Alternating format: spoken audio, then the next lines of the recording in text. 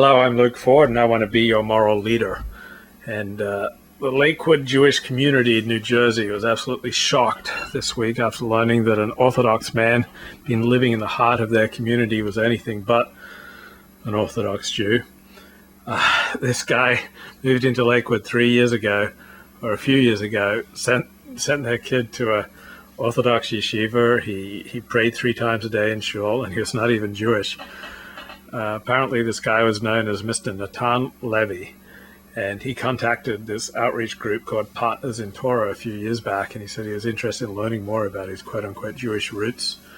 Naturally, the organization set him up with learning partners to teach him all he wanted to know. The man seemed sincere. He became religious. Eventually, he was so religious that he moved with his wife and kids from Kansas, purchased a home in prominent development in the southern part of Lakewood, New Jersey, according to the blog, theyeshivaworld.com. He enrolled one of his children in a Lakewood yeshiva, and he could be seen in shul 3 times a day. His charade came to a screeching halt last week when the FBI suddenly arrived and whisked him away. The charges: Mr. Ted Larry Floyd, a Christian, had stolen the identity of a dead person by the name Natan Levy. And Mr. Floyd's wife had apparently undergone some type of conversion, although it's not clear who performed it and if it was totally kosher. His oldest child was 6 years old.